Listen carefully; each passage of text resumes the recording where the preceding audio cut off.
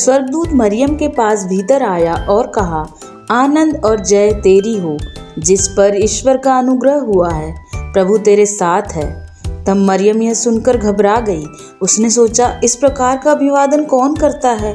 मरियम को घबराता देख जिब्राइल स्वर्गदूत ने उससे कहा, हे मरियम, डर मत, क्योंकि परमेश्वर ने तुझ पर अनुग्रह किया है। देख, तू गर्भवती होगी और तुझे एक पुत्र होगा। तू उसका नाम यीशु रखना। वह महान होगा एवं परमप्रधान का पुत्र कहलाएगा, और प्रभु परमेश्वर उसके पिता दाऊद का सिंहासन उसे देगा, और वह याकूब के घराने पर सदा राज्य करेगा, और उसके राज्य का कभी अंत न होगा। घबराते हुए उसने स्वर्गदूत से कहा, यह कैसे होगा? मैं तो किसी पुरुष को नहीं जानती। तब जिब्राइल स्वर्गदूत बोले, पवित्र आत्मा तुझ पर उतरेगा और परमप्रधान की सामर्थ तुझ पर छाया करेगी, इसलिए वह पवित्र जो उत्पन्न होने वाला है परमेश्वर का पुत्र कहलाएगा। मरियम कुछ देर सोचती रही। चूंकि वह एक धर्मी और परमेश्वर का भय मानने वाली थी, उसने इन सब बातों पर विश्वास किया और कहा, देख, मैं प्रभु की दासी हूँ, मुझे तेरे वचन के अनुसार हो। मरियम के दिन पूरे हो चुके थे और अंततः वह दिन आया जब मरियम ने इस जगत के उद्धारकर्ता को जन्म दिया। वह अपने पहलौठे पुत्र को जनी और उसे कपड़े में लपेटकर चरनी में रख दिया। जब बालक का जन्म हुआ तब परमेश्वर का एक दूत उन गड़ेड़ियों के पास उतरा जो रात में मैदान में रहकर अपने झुंड की रखवाली करते थे।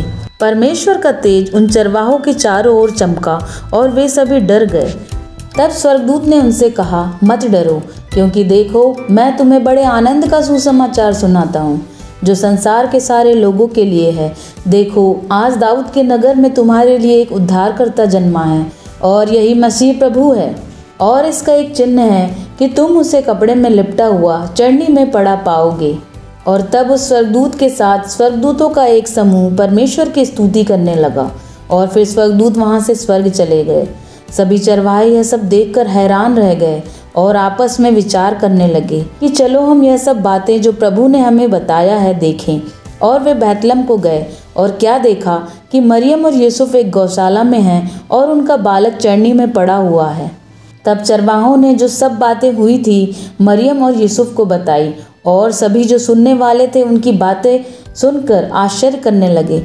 तब गड़ेड़िए अपने दर्शन के अनुसार सब कुछ वैसा ही पाकर परमेश्वर की स्तुति करने लगे, और बालक यीशु के जन्म के गवाह बने। तब हेरोदेस ने चुपके से सब ज्योतिषियों को बुलाया और पूछा, तारा ठीक किस समय दिखाई दिया था?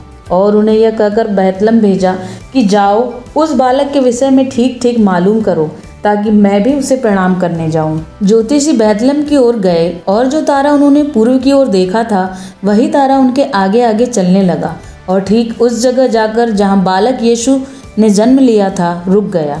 ज्योतिषियों ने घर में पहुंचकर बालक यीशु को माता मरियम के साथ देखा और मुंह के बल गिरकर दंडवत किया, और बालक को सोना, लोबान और गंधरस की भेंटें चढ़ाई। और लौटते वक्त सपने में उन्हें परमेश्वर ने चेतावनी दी कि हेरोदेस के पास वापस न जाना, अतः वे दूसरे मार्ग से चले गए।